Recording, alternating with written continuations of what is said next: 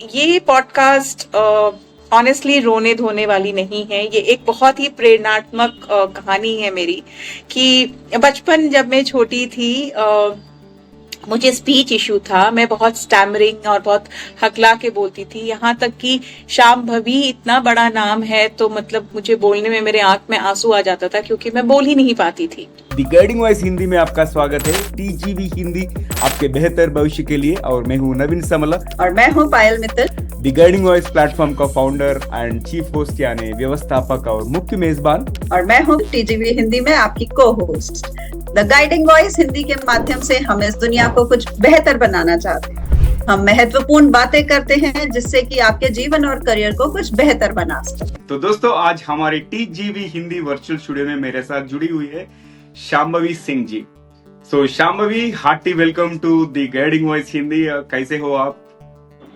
Thank you so much, Naveen, for having me over. I think it's been a long time that we've been just planning and finally it's here. बहुत अच्छा लग रहा है कि मुझे एक opportunity मिली है आपके शो पे आने के लिए। Thank you. Pleasure is mine. और शुरू करते हैं आपके जीवन और करियर से। आपका ब्रीफ एलिवेटर पिच यानी इंट्रोडक्शन शेयर कीजिए हमारे ऑडियंस के साथ। ओके, सो ये क्वेश्चन एक्चुअली मुझे हमेशा बहुत पास्ट में ले जाता है। मैं एक छोटे शहर बिहार से हूँ। Born and brought up Bihar में ही हुआ है। मैं एक मदर एंड फादर दोनों साइड ऑफ द फैमिली से, मैं एक रॉयल फैमिली से बिलोंग करती हूँ।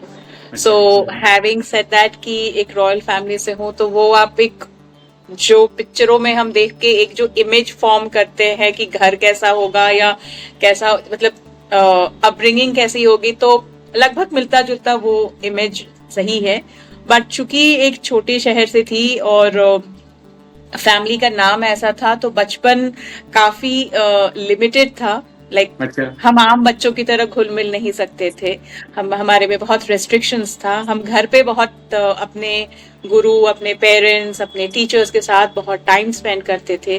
तो एक तरह से कहा जा सकता है कि सारा बचपन जब तक मैं कॉलेज नहीं गई मेरा घर पे ही टाइम बीता और मैं बहुत सारी चीजें बहुत छोटी उम्र से सीखती रही जो मुझे मेरे करियर में इन फ्यूचर मुझे बहुत हेल्प किया, जिसकी वजह से आज मैं यहाँ बैठी हूँ। अच्छी बात। और आज हमारे ऑडियंस क्या सुनने वाले हैं आपके तरफ से? Why should somebody tune into our episode? So you should tune into our episode and hear my story. It's because कई बार ये कहानी होती है कि छोटी शहरों में हमें अपॉर्चुनिटीज नहीं मिलती हैं। हमारी लाइफस्टाइल को बहुत ज़्यादा लिमिटेड बना दिया जाता है। अर्ली चाइल्ड मैरिजेस होते हैं। बट ये पॉडकास्ट ऑनेस्टली रोने धोने वाली नहीं है। ये एक बहुत ही प्रेरणात्मक कहानी है मेरी कि बचपन जब मैं छोटी थी मुझे स्पीच इशू था। मैं बहुत स्टैमरिंग और बहुत हकला के बोलती थी, यहाँ तक कि शांभवी इतना बड़ा नाम है तो मतलब मुझे बोलने में मेरे आंख में आंसू आ जाता था क्योंकि मैं बोल ही नहीं पाती थी। अच्छा। और वहां से जो मेरी जिंदगी थी कि मैं एक बहुत ही सिमटी, डरी, सहमी, बहुत ही simple, no friends, no frills, बहुत ही मतलब कहते ना एक लिटिल छोटी शहर की जो लड़की का इमेज आप सोच सकते हैं, बिल्कुल वो इमेज था। एंड वहां से मैं straight away to international TEDx speaker to getting so many awards, recognition. तो मैंने अपने लिए बहुत बड़ी एक लीप, एक जर्नी तय की है। तो हर कोई वो इंसान जिसको लगता है मैं नहीं कर सकता, आइए सुनिए मेरी कहानी। और मेरी कहानी में नहीं और ना जैसे शब्द है ही नहीं। एक्सलेंट। तो दोस्तों, मैं शांभवी को लास्ट ईयर रेक्स कर्मवीर चक्र अवार्ड्स के टाइम पे मिला था और उनका स्टोरी से मैं खुद ही इंस्पायर हुआ था। इसलिए मैंने उनको वो टाइम पे रिक्वेस्ट किया था। इसलिए कम से कम 10-11 महीने के बाद उन हमारे प्लेटफॉर्म को आ चुकी है और हम बात करने वाला है संघर्ष से साधना तक 26 साल की हीलिंग यात्रा शांभवी सिंह के साथ। मगर ये एपिसोड के अंदर जाने से पहले हम अपना रिचुअल शुरू करते हैं क्योंकि हम अपना पहला रैपिड फायर राउंड शुरू करेंगे। तो Shambhavi, be ready to get tickled your brain. हम आपके Yes. दिमाग में थोड़ा गुदगुदी करना चाहते हैं। मैं कुछ यादृच्छिक शब्दों का उल्लेख करूंगा और आपके दिमाग में जो आता है आप उसे साझा करना चाहिए। आप ज्यादा मत सोचना। अगर तैयार है तो शुरू करेंगे। जी बिल्कुल। परफेक्ट। और मेरे तरफ से पहला शब्द भविष्य। टैरो। ठहरो। और सपना। सबको देखना चाहिए। जिज्ञासा। कामयाबी। धन। मेहनत। जिंदगी। बहुत खुशहाल। आविष्कार। आविष्कार। दिमाग। ग्रहांतरवासी यानी एलियंस। इंट्रीगिंग। बुक, किताब। My own written book, aura. Amazing. और आखिरी शब्द ये पहले रैपिड फायर राउंड में, सफलता यानी सक्सेस। मेहनत। मेहनत।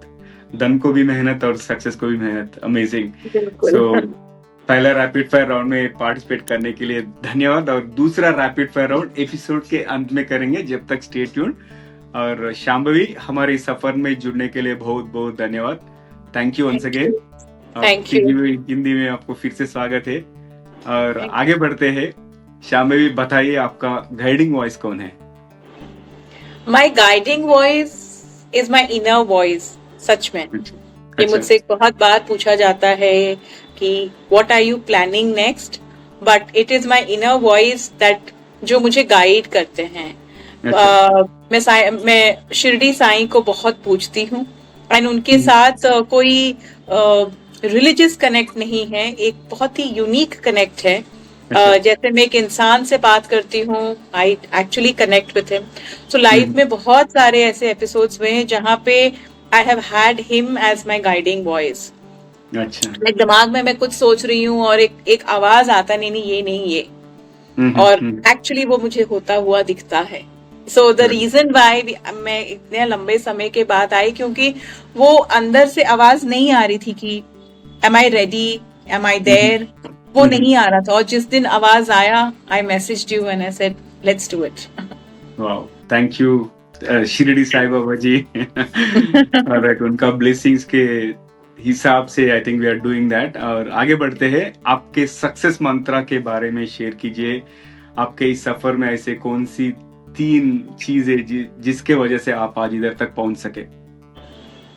सो जैसे मैंने शुरुआती बताया मैंने नवीन कि बचपन मेरा बहुत ही लिमिटेड था। अच्छा। मैं वो लड़की थी कि मैं बंद कमरे में हमेशा खिड़की के पास जाके आसमान को देखती थी, चिड़ियों को देखती थी, और मुझे लगता था मुझे भी विंग्स दे दो और मैं भी वहां से उड़ के चली जाऊं।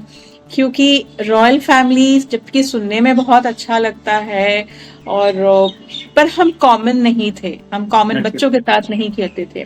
और मुझे वो कॉमन लाइफ जीनी थी जहां मैं मुझे जब जी चाहे मैं जो करूं। और मैं बचपन से बहुत पढ़ती थी, बहुत अलग अलग तरह की चीजें सीखती थी। तो मुझे था कि मुझे एक प्लेटफॉर्म चाहिए जहां मैं अपने आप को प्रेजेंट करूं। और +2 के बाद जब मैं बैंगलोर कॉलेज के लिए गई तो I think college was my platform. और वहां पे जो मेजर चेंजेस आए, वहां से मेरा स्पीच प्रॉब्लम चला गया। क्योंकि 2500 लोगों के सामने कॉलेज वालों ने धक्का देके खड़ा कर दिया स्टेज पे कि ये एक्ट तुम्हें करना है, ये वेलकम स्पीच तुम्हें देना है, तुम नहीं दोगी तो हम इवेंट कॉल ऑफ कर देंगे, पर देना तो तुम्हें ही है। सो आई थिंक वो एक मोमेंट था कि मैं पीछे नहीं जा सकती थी। आंख बंद करके कैसे ना कैसे करके मैंने वो स्पीच दिया, और इतनी ज्यादा तालियों की गड़गड़ाहट जब सुनी तो लिटरली आंख से आंसू गिरने लगे। एंड मुझे लगा ओ माय गॉड, क्या ये मैंने दिया? क्योंकि मुझे बाद में रिप्ले दिखने के लिए बुलाया गया था। It was unbelievable. And honestly उसके बाद से ना मुझसे स्टेज और माइक दोनों मुझसे नहीं छूटा। तो एक तो वो बहुत बड़ा चीज था। उसके बाद मैं चूंकि एक होटल मैनेजमेंट एंड MBA रह चुकी हूँ, तो कॉर्पोरेट करियर मेरे लिए बाय डिफॉल्ट ऑप्शन था। पर 12 साल काम करने के बाद लगा नहीं, यहाँ वो ऑफिस पॉलिटिक्स और नंबर चेजिंग गेम और वो सब मुझसे नहीं होगा। So spirituality was my calling. 2012 when I was expecting my son, I decided to give up on my corporate career. And चूंकि मैं हीलिंग में उसके पहले से थी, जैसे मैंने बताया बचपन में मैंने रेकी सीखा, सहज क्रिया सीखा, जो यूजुअली लोग लाइफ में बहुत लेट सीखते हैं। तो सही है। +2 के बाद मैंने सीधा वही सीखा। वो मेरा एक प्लेटफॉर्म, एक फाउंडेशन था। एंड टैरो मुझे मेरे कॉलेज के बाद मिला मेरी मासी से। सो आई थिंक वो एक मेरा प्लेटफॉर्म था, और वहां से जो मैंने शुरुआत की, और मैं बॉम्बे आई, और मैं लिटरली एक आई वॉज नोबडी। अच्छा। एंड मेरे अंदर एक बहुत बड़ा जिज्ञासा था, बहुत ज्यादा एक्साइटमेंट था कि, और मैंने बहुत सारी कहानियां पढ़ी थी कि इस शहर में जो लोग आते हैं वो कोई ना हो के इस शहर उसको कोई कुछ बना देता है। आई कांट फॉरगेट, मैं मरीन ड्राइव गई और मैं बहुत एक्साइटेडली मैनिफेस्टेशन का पहला सीढ़ी और सीख मैंने वहीं किया। मैंने आंख बंद करके समुद्र देव से बोला कि मैं आपके शहर में एक अनजान आई हूँ, एंड मुझे आपके शहर में मेरा खुद का पहचान चाहिए। मैं किसी की बीवी, किसी की माँ, किसी की बेटी के नाम से नहीं जाना चाहती हूँ, और मैं कामयाबी की उस मुकाम तक पहुंचना चाहती हूँ कि मुझे देखकर मेरे घर वाले, फैमिली प्राउड हो, और वो एस्पायर करे कि मुझे उस तक पहुंचना है। And the universe was kind, because जब मुझे मेरा पहला बेस्ट टैरो रीडर अवार्ड मिला 2016 में, अच्छा। I took the award. I went to Marine Drive again, and I raised it, and I said thank you. यहाँ से मेरी जर्नी शुरू हुई है। So इस तरह करके, and then Naveen, there was no looking back उसके बाद, you know, बहुत सारे awards आए, and you know we were at Rex, and I have given TEDx, तो अभी तक 2 TEDx दे चुकी हूँ, Rex हो चुका है। लाइफ में जो मैंने लैंडमार्क्स बनाए, धीरे धीरे करके I have been going on that. Right, excellent. पहला चीज है कि आप अपने कंफर्ट जोन को तोड़ के बाहर आए, एंड वहां से there is no looking back. Right, amazing, बहुत बढ़िया सफर है आपका। और अब 26 साल लोगों की जिंदगी बदलने का सफर तो बहुत कमाल है। और इस दौरान आपने इंसानों और उनकी अनकही परेशानियों से सबसे बड़ा सबक क्या सीखा आपने? हाँ, बहुत जरूरी है कि सब कुछ लिखा हुआ है। अच्छा। और तो फिर हमारी क्या जरूरत है? हम हीलर्स या टैरो रीडर्स की क्या जरूरत है? अगर मैं खुद कहती हूँ कि सब कुछ लिखा हुआ है, हम वो हैं जो हम फ्यूचर डिकोड करके सामने वाले को बताते हैं। जैसे बारिश होने वाली है तो मौसम विभाग बताता है कि कल बहुत घमासान बारिश होगी, तो थोड़ा देख के निकलो। हम वो चीज करते हैं, हम आपको आगाह करते हैं। And everything has a reason which is happening in our lives. So I think let us not fight with the way life is taking us. बहुत बार हम खुद ही अपनी जिंदगी में खुद के बनाए इतने संघर्ष बना देते हैं कि हमें लगता है कि हम ये जिंदगी नहीं जी सकते हैं। सो आई थिंक हर सिचुएशन में हमें एक सीख देता है। स्टूडेंट लाइफ हमें फोकस करना सिखाता है, करियर हमें फोकस करना सिखाता है, तो हर चीज एक, और ओल्ड एज हमें सिखाता है कि अब हमने जिंदगी जी ली है, जितनी बची जिंदगी है उसे एंजॉय करो। सो हर एक एज और एक फेज हमें कुछ सिखाता है।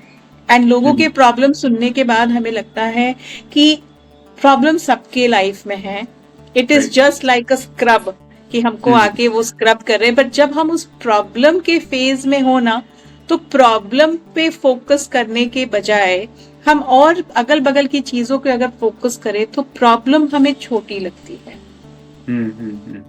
Right, amazing. और आपने बचपन की मुश्किलों और बेटों की पक्षपात यानी फेवरेटिज्म और हेल्थ इश्यूज का सामना किया, और पीछे मुड़कर देखे तो कौन सी आंतरिक शक्ति, आपने इनर वॉइस के बारे में बताइए। सो कौन सी आंतरिक शक्ति ने आपको उस दौर में उठने में मदद की है? सो मैं 8th में थी एंड मुझे बहुत सिवियर जॉन्डिस हो गया था। I was on the bed through one of the doctors, कुछ रॉन्ग मेडिकेशन हो गया था, तो मेरी तबीयत काफी खराब हो गई थी।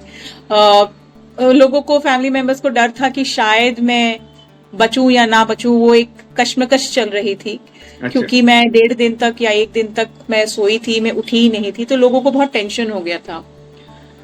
एक ये एपिसोड था, और एक कुछ साल बाद मेरा पुणे में बहुत मेजर हेड इंजरी एक्सीडेंट हुआ था, जहां मैं आईसीयू में थी, और अगल मैं बीच में थी, और मेरे दोनों साइड ऑफ बेड्स में मैंने लोगों को जाते हुए देखा अपनी आंख से। तो वो जो लास्ट मिनट के जो जो जो एक्चुअल विजुअल मैंने देखे, जब मेरे लेफ्ट राइट में लोगों की जान जा रही थी, I made a promise to myself कि अगर मैं इस बेड से उठी ना, मैं जिंदगी का एक मिनट भी ना वेस्ट नहीं करूंगी। अच्छा। या तो खुद को एनहांस करूंगी, या किसी के लायक बनूंगी, या कोई स्किल सीखूंगी। मैं इस जिंदगी के हर सेकंड को जीऊंगी the way it is suppose to be lived. And you know what Naveen, I am very proud to say कि या तो मेरा सारा दिन पढ़ते निकलता है, या लोगों की हेल्प करते हुए, या सोशल वर्क करते हुए। आई एम हैप्पी कि माई 24 आवर्स की हर मोमेंट को मैं डिफाइन कर सकती हूँ कि मैंने आज क्या किया, and which is a very satisfying feeling. Absolutely, आप आपके लाइफ को अपने टर्म्स पे जी रहे हो, एंड वाइल इंस्पायरिंग पीपल, ये तो बिल्कुल इंस्पायरिंग है। और आपका एजुकेशन बैकग्राउंड देखे तो होटल मैनेजमेंट, एमबीए सब हो गया, और उससे स्पिरिचुअलिटी, आध्यात्मिकता तक एक सफर, बहुत मैसिव शिफ्ट है।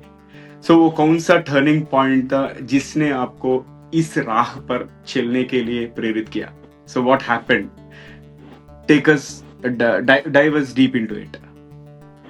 बिल्कुल, जैसे मैंने कहा कि मुझे कॉर्पोरेट करियर से मैं ऊबने लगी थी, मुझे अच्छा। मजा नहीं आ रहा था वो नंबर गेम चेस करने में। वहीं पे टैरो का मैं एक सेल्फ हेल्प बुक लिखना शुरू किया था, जो पब्लिश नहीं किया मैंने, बट जो मुझसे सीखने आते थे मैं उनको वो बुक्स देती थी या उससे सिखाती थी। वहां मुझे बहुत सुकून मिलने लगा। मैं मेडिटेशन करती थी, एंड धीरे धीरे मैंने बहुत सारे सिमिलर अलाइड हीलिंग मोडालिटीज को मैंने सीखा, और मुझे लगा ये मेरा पीस है, मुझे यहाँ सुकून मिल रहा है।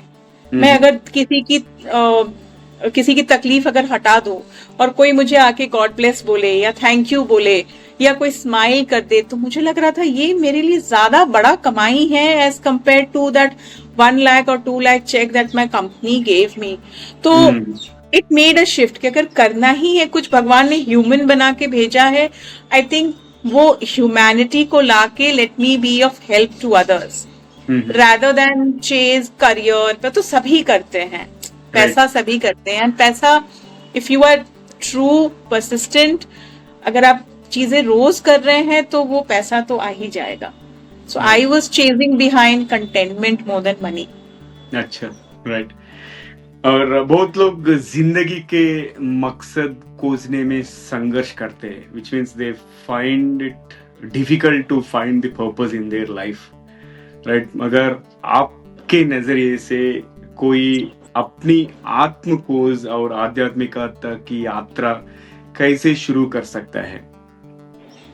सो बहुत सिंपल है, और बहुत क्लैरिटी चाहिए सबसे पहले। अच्छा। कि सामने वाले को करना क्या है, क्योंकि कई बार क्या होता है ना, बहुत लंबा समय निकल जाता है, लोगों को क्लैरिटी ही नहीं रहता है कि वो करना क्या चाहते हैं, और वो दूसरों के स्किल्स एंड खामियां निकालने में ज्यादा बिजी होते हैं, ना कि वो खुद के स्किल्स को एनहांस करते हैं। वो अच्छा। खुद की कॉलिंग, खुद के पैशन, आप वो देखिए कि आप किस तरफ जा रहे हैं।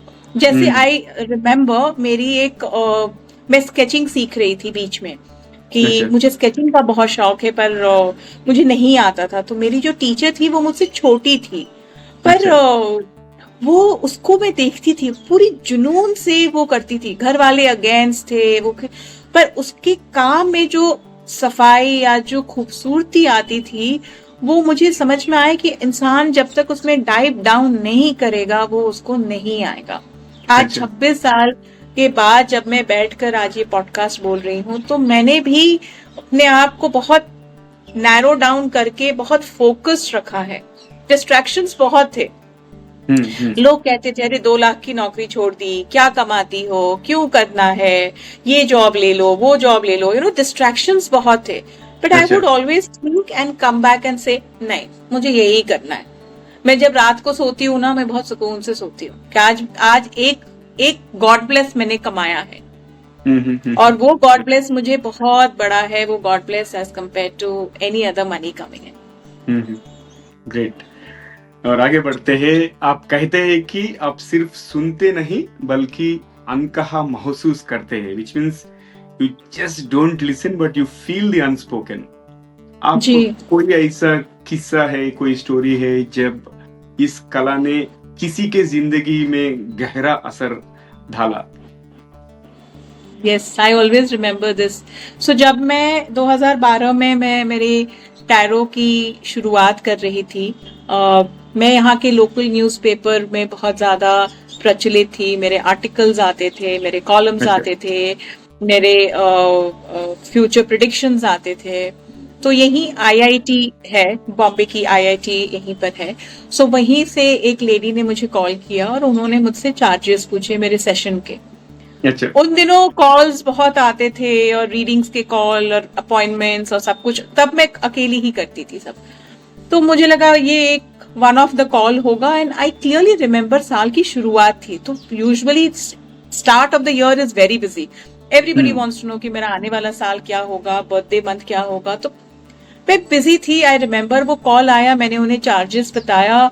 मेरी डायरी सामने होती थी और मैं हमेशा नाम नंबर लिखती थी और अपॉइंटमेंट किस समय किस दिन है तो वो लिखती थी। आई स्टिल रिमेम्बर बात करते करते उनका नाम और नंबर लिखा, अपॉइंटमेंट का जगह ब्लैंक था। तो कुछ समय बीत गया, अब मुझे ध्यान नहीं आया, इस कुछ समय को 1.5 साल हो गया। 1.5 साल के बाद ये दीदी ने मुझे वापस कॉल किया और मुझे बोला, मैम क्या चार्जेस हैं? So usually every year I increase by a very nominal amount. So she said yes I have it, so when can I come? And नसीब से क्रिसमस का टाइम था। सो आई सेड, मैम मेरा ये think कि 4 बजे का या 5 बजे का स्लॉट खाली है, आप आ जाइए। The minute when she came in front of me, आंखें उनकी गीली थी and I was like, आप बहुत समय रुक कर मेरे पास आई हैं और आपको ये शायद लग रहा है कि मैं आपके सवाल का जवाब दे पाऊंगी कि नहीं। And she just started crying. She said, आपको कैसे पता? I said, मुझे आभास हुआ कि आप शायद बहुत रुक कर मेरे पास आई हैं। मैंने कहा, आपने बहुत संघर्ष किया है मेरा फीस इकट्ठा करने के लिए। तो she said yes. Then she said, madam हम बहुत छोटे लोग हैं, हम एक चौल में रहते हैं, 2000 रुपया हमारे लिए इकट्ठा करना बहुत बड़ी बात है, क्योंकि माय हस्बैंड डजंट वर्क। हम 2000 रुपए में घर चलाते हैं, तो मुझे उसमें से पैसा निकाल के आपको देना था, तो मुझे वक्त लग गया। And the minute she said, even I was in tears. And she said, मैं ये तो लेकर आई हूँ, पर 1.5 साल के बाद आपने मुझे अपॉइंटमेंट दिया, तो मैं आपके लिए कुछ लेकर आई हूँ। She got me a small Christmas cake. अच्छा। सेशन खत्म हो गया। I took the cake. She was giving me money. I said, no, I can't take the money. इस मनी में बहुत सारा संघर्ष है, आपका परिश्रम है, आपकी सैक्रिफाइसेस हैं। इससे ज्यादा just give me your blessings, which is priceless. I did not take the money no matter how much she asked me. No. She wanted me to heal her son, which I did. She came back the next year with a bigger cake and the son well dressed, and she was in all sari and all, and she hugged me, she blessed me. The son was with me, he touched my feet, he took blessings, and he left. Now the son is studying and doing well in Bombay. So it was a very heart-wrenching moment. Absolutely. मुझे भी आंखों में आंसू आ रहे हैं। Like I think it is so heart touching. Thank you for sharing that. और आगे बढ़ते हैं। आज की फास्ट पेस्ड दुनिया में लोग सक्सेस के पीछे भाग रहे हैं और बर्नआउट हो रहे हैं, और इस समय पे लाइक स्वस्थ मतलब हेल्थ के बारे में और वर्क के बारे में सोच रहे, हेल्थ तो इग्नोर कर रहे हैं। सो आपके हिसाब से स्पिरिचुअलिटी का क्या रोल है जिसके वजह से लोग अपना हेल्थ, वर्क और पर्सनल ग्रोथ को बैलेंस कर सकते हैं? आई थिंक सबसे पहले हमारा मेंटल हेल्थ बहुत ही इम्पोर्टेंट है, बिकॉज अगर हमारा मेंटल हेल्थ सही रहा तो automatically our spiritual health will automatically be fine. And to take care of mental health sometimes हमें रुकना चाहिए, एक पॉज, एक रुकावट होनी चाहिए। जैसे एक हम मूवी भी देखते हैं तो 3 घंटे के मूवी में एक बीच में इंटरवल आता है, तो एक फास्ट पेस्ड लाइफ में भी हमें कहीं ना कहीं कभी ना कभी we must pause, and pause का मतलब है कि वो एक दिन हम कुछ नहीं करें, हम खाएं, सोएं, नेचर के साथ समय बिताएं। अगर आपके शहर में पार्क है, बीच है, माउंटेन है, I think go connect your self with the nature. जो सुकून मिलेगा, इफ कुछ नहीं कर सकते, अगर आपके घर के नीचे पेड़ है, जाके पेड़ को हग कर लीजिए। वो जो सुकून मिलेगा ना मन और दिल को, when you are hugging the tree, वो सारे दिन की जो थकान होगी ना, द ट्री अब्सॉर्ब्स, एंड वो इतना रिफ्रेशिंग होगा। I think you should also try this and you will realize कि it's so refreshing, it's so beautiful that you give away all the stress, and mental health is the most important thing to balance before any spiritual health. Right. तो मैंने try किया था पिछले साल, Yogesh Chabria, the author of happy new year, उन्होंने बोला था एक दिन लाइक इसी तरह का पॉडकास्ट इंटरव्यू में, and he advised me just follow that and all. I did it immediately. वो बहुत रिफ्रेशिंग था। I think that's a great advice. और शाम्भवी, अब तक बहुत शानदार और अद्भुत बातचीत रही है, और समय आ चुका है एपिसोड में थोड़ा और मसाला ऐड करके थोड़ा और स्पाइस अप करने का, विच मीन्स हम दूसरा रैपिड फायर राउंड खोलने का समय आ चुका है। अगर तैयार है तो शुरू करेंगे। बिल्कुल। ओके, मेरे तरफ से पहला सवाल दूसरा रैपिड फायर राउंड में, यदि आपके पास कहीं भी एक विशाल, मतलब एक जाइगेंटिक बिलबोर्ड हो सकता है जिस पर कुछ भी हो, तो आप क्या लिखना चाहोगे उधर? Life is now. Life is now, amazing. जिंदगी अभी है, राइट? वाओ, बिल्कुल। And super. और अगर आपको किसी सेलिब्रिटी के साथ डेट करना होता, वो कौन होगा और क्यों? Hrithik Roshan, childhood crush. Good luck बोलते हैं, but I think Hrithik has continued. Okay. और यदि आप एक दिन के लिए नियंता यानी डिक्टेटर बनके एक नियम बनाने का मौका मिले जिसे सभी को मानना होगा, तो आप कौन सा नियम बनाओगे आप? Yes, I wish ये मुझे एक्चुअली में मिले। So I would like to recycle most of the garbage which we throw out to the nature, recycle most of the garbage and reuse it in our own ways. Because here also with little assignments with जहाँ की local bodies के साथ मैं काम करती हूँ, तो उनके साथ भी मैं उनको अक्सर कहती हूँ कि सर क्या हम इसको रिसाइकिल कर सकते हैं क्या? So my mind always goes on recycling because मेरे खुद के घर में I recycle a lot. So yes, so sustainability and recycling. सब लोग रिसाइकिल करना है। Yes, minimum garbage from your house and you get awarded. Okay, great. और आगे बढ़ते हैं। अगर आपको किसी फिल्म के रीमेक में हीरोइन बनने का मौका मिले, तो आप कौन सी फिल्म करना चाहते हैं? Oh my God. जब भी मेट। ओके। और अगर आपको एक वैश्विक समस्या यानी एक ग्लोबल इश्यू तुरंत ठीक करने का शक्ति मिले, तो क्या करते आप? Same, I will work around sustainability. It is very close to my heart. Because also I'm a very creative person. So मैं कुछ चीजें देखती हूँ तो मुझे बहुत क्रिएटिविटी दिखता है। जैसे कोविड के टाइम में मैंने बचे हुए कपड़ों से बहुत कुछ बनाया और बाद में लोगों ने बहुत उसको पसंद किया और बहुत डिमांड आया, बट चूंकि मैं सिंगल हैंडेडली थी मैं कंटिन्यू नहीं कर पाई। बट हाँ, मतलब sustainability is very close to my heart. अच्छी बात। और आखिरी सवाल है दूसरे रैपिड फायर राउंड में, ऐसी कौन सी आधुनिक यंत्र यानी फैंटेसी गैजेट है जो आप देखना चाहोगे या खुद ही इन्वेंट करना चाहोगे? No, I would like to go to the moon once, or maybe see the solar system once. I'm very intrigued with skies and stars and constellation. या मैं कोई ऐसी जगह जाना चाहूंगी जहां मैं ये सब कुछ बहुत करीब से देख सकूं। एक्सीलेंट। वो शानदार दूसरा रैपिड फायर राउंड के बाद हम फिर से मेन स्ट्रीम को जाएंगे। और आखिरी सवाल आज के लिए, जो युवा श्रोताओं, जो यंग ऑडियंस है, उन्होंने कौन सी रोजाना अभ्यास करना है जो कि उनको अधिक विश्वास, स्पष्टता और उद्देश्य के साथ जीने में मदद कर सकते हैं? आई थिंक बहुत जरूरी है कि वो फोकस्ड रहें। मैं अच्छा। स्कूल्स में जाती हूँ वर्कशॉप्स के लिए, बच्चों को एड्रेस करने के लिए, तो मैं क्या देखती हूँ ना कि छोटे बच्चे भी फोकस नहीं है। राइट। और मैं जरूर कहना चाहूंगी आपके पॉडकास्ट के मीडियम से कि ऑनलाइन प्लेटफॉर्म्स जितने बच्चों के गेमिंग हैं वो डेफिनेटली रिस्ट्रिक्ट होना चाहिए, ताकि they learn what they're supposed to learn, because na our Indian culture, our Vedas and Upanishads are so rich, there's so much to learn.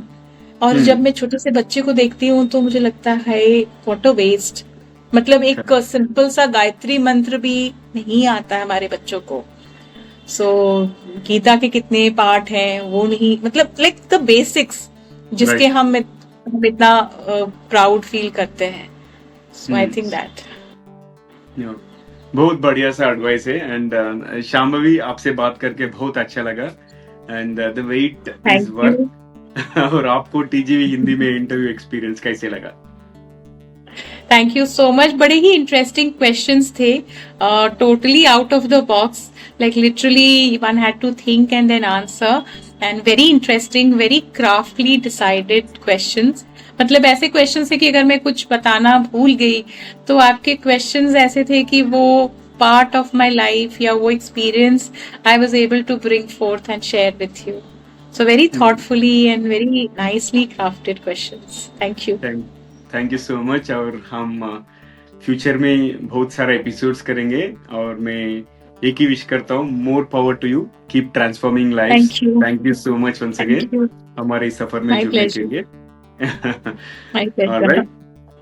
तो दोस्तों, ये था हमारा आज का एपिसोड शांभवी सिंह के साथ। और आखिरी के भाग से पहले आपसे एक विनती है, अगर आपको ये श्रृंखला, ये एपिसोड पसंद आए तो अपने 3 करीब के लोगों, कोई दोस्त हो या कलीग्स हो या फैमिली मेंबर्स के साथ भी शेयर कीजिए, और शायद उन्हें भी इससे कोई फायदा हो या कोई टिप्पणी उन्हें भी पसंद आए तो धन्यवाद।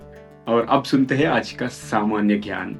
और आज का सामान्य ज्ञान है कि आध्यात्मिक नेताओं के बारे में 2 कम ज्ञात लेकिन प्रभावशाली रोचक तथ्य, जिन्होंने लचीलापन और परिवर्तन का प्रदर्शन किया, which means somebody who has demonstrated resilience and transformation।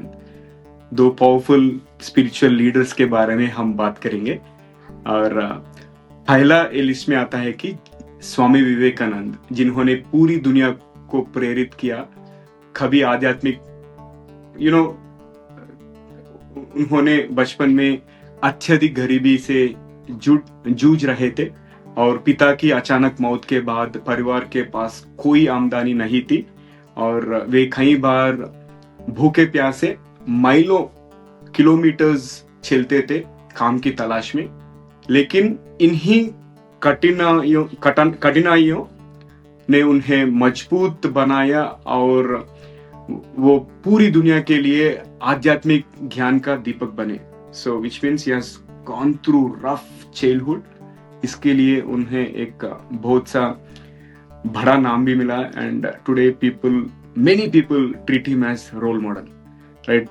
वो था स्वामी विवेकानंद जी के बारे में। और दूसरा फैक्ट है कि the power of now book का ऑथर एक्हर्ट टॉल, उन्होंने कभी गहरी डिप्रेशन में जी रहे थे और अपनी जिंदगी खत्म करने तक का सोच चुके थे, और एक रात निराशा के बीच उन्हें चेतना का गहरा अनुभव हुआ, जिसने उनकी पूरी जिंदगी बदल दी।